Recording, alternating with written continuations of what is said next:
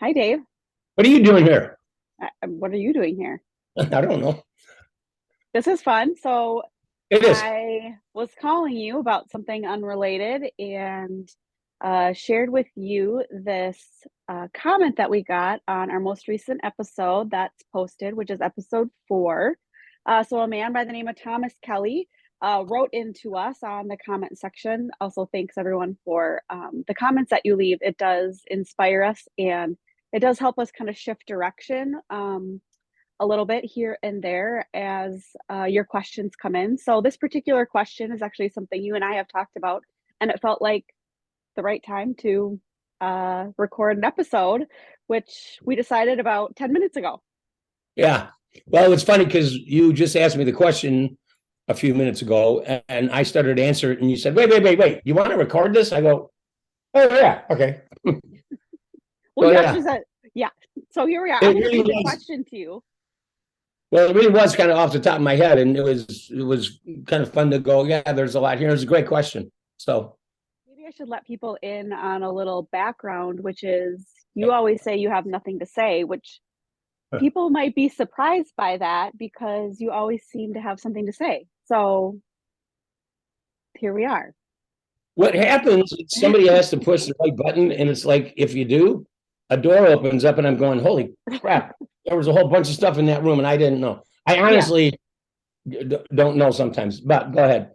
So here from Thomas, he says, another very inspiring and thought-provoking episode. Dave, can you share your insight regarding how even after Solomon built the temple using forced labor, God still filled it with his glory? And he gave the reference of 1 Kings 8:10. This is Mhm. a reoccurring theme that amazes me, which I also agree. This is a theme that we see throughout the course of God's history with his people and even yet today. So it amazes me how God will still do great things in and through us, even when we greatly miss the mark attempting to do kingdom work.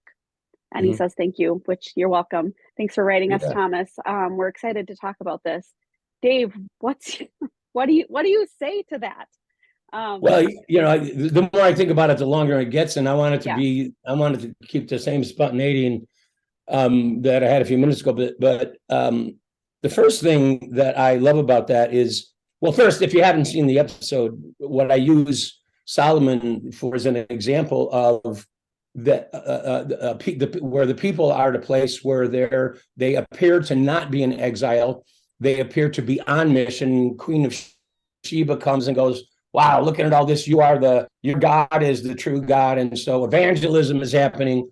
And then there's this little thing hidden in there, and it talks about how Solomon built the temple and he rebuilt the cities, which were all good things to do, but he did it on the backs of slaves, and that's horrifying Yeah. because the part of their identity as a people is to remember and remember and remember, because they always forget that once they were slaves, and how can you have been a slave and now have slaves?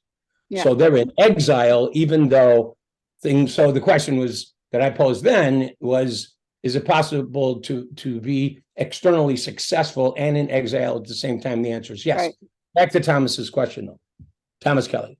Yes. Right. The first thing that came to me is wonderfully full of grace, Mm. because the fact that God uses any of us ever is grace. Because every single one of us are flawed human beings. I'm not. I don't want to try to sound overly whatever, humble or something, but I honestly always was surprised when God would use me. I'd go, whoa. I mean, because I know that I'm me, and I know that I'm an idiot, and I'm not an idiot, but you know what I mean. Yeah. Um, and it is amazing when you just go, wow. And there's something very humbling about that. And God, so God, because if he didn't use flawed human beings like you and me and Thomas Kelly and whoever else is listening, he's got nobody Yeah. to use. He couldn't use anybody. So there's a lot of grace in it. But there's also a kind of warning in there too, because there were consequences, to Solomon's behavior, and it wasn't just having slaves. There were a lot of things that hurt him and hurt the nation of Israel. So I was like a pastor who can hurt himself or his church, his people, whatever. But the thing that came to my mind was not even Solomon, it was Samson. And Samson is a guy I use whenever I talk about staying in it for the long haul. Yeah. Because Samson is a guy, he's like this prototype of a person in whom God has invested incredible gifts. And in Judges 13, I think is where the story is, that the people were under the bondage or they were enslaved kind of to the Philistines at the time. And it had been for 40 years. And so the people of God are looking for a Messiah-like figure, a Moses who will take them out of this and deliver them. And God does what he does. He raises somebody up. And Solomon or Samson had this kind of miraculous birth, which is kind of likens to a virgin birth. His mom was barren, and God moves, and she has a baby, and apparently her husband moved as well. So anyway, they had a child, but God has invested these incredible gifts, and it manifests as physical strength. Remember that?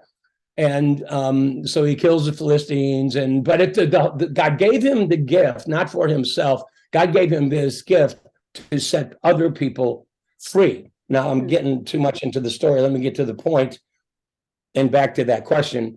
How does God do this? Why does God do this? One is this grace piece. The other is that the part of Samson's story is that he took this Nazirite vow, and even what it was doesn't matter to this story. They're all kind of weird. You got to let your hair grow, blah, blah, blah. But he starts breaking his vows.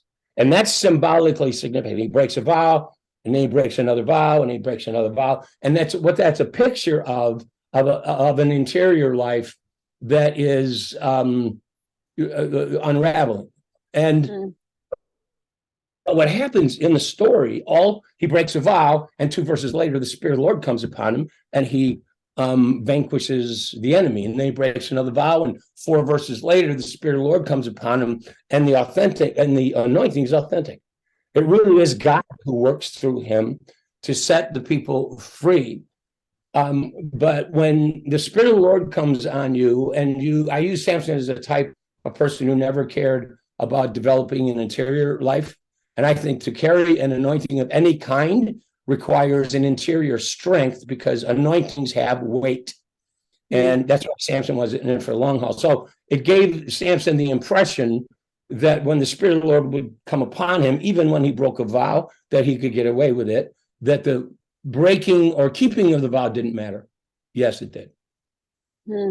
Because something was deteriorating inside of him.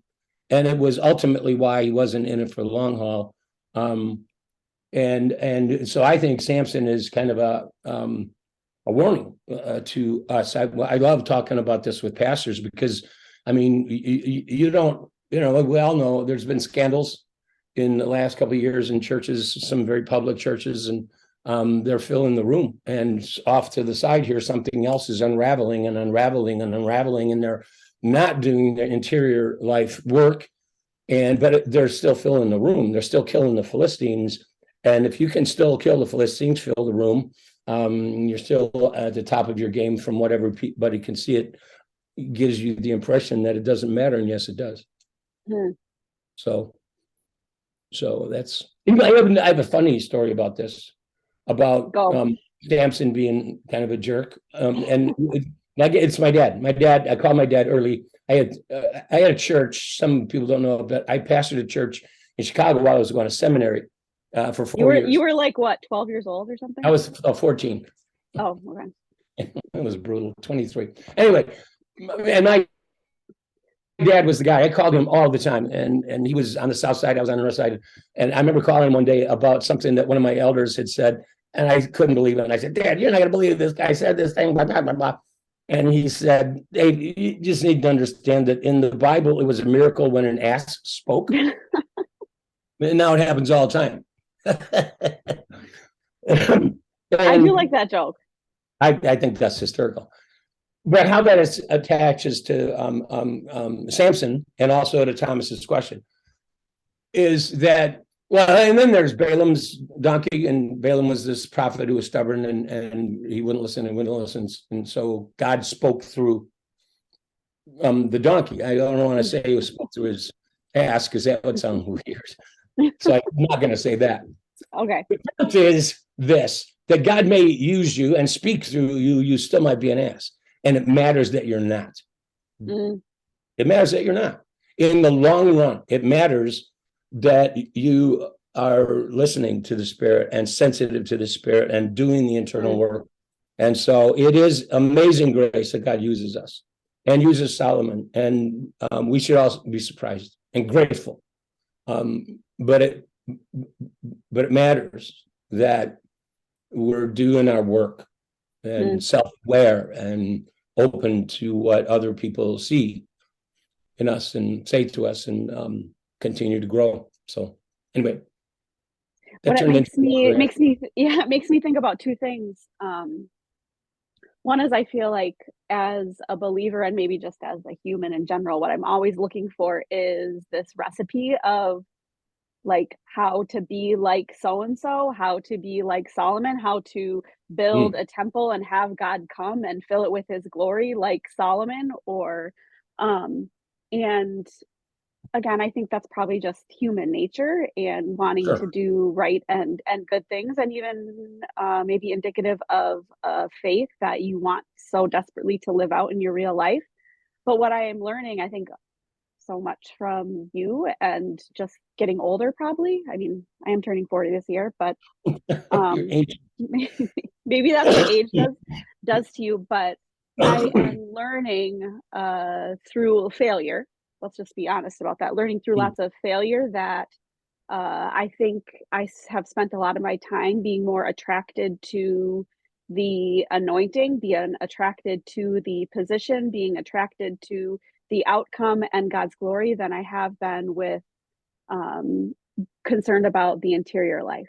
And as I learned to let go of the anointing and the attractive and the looking for God to fill and for it to look good on the outside, as I let go of that, I become more focused on the interior life and whether my heart is right.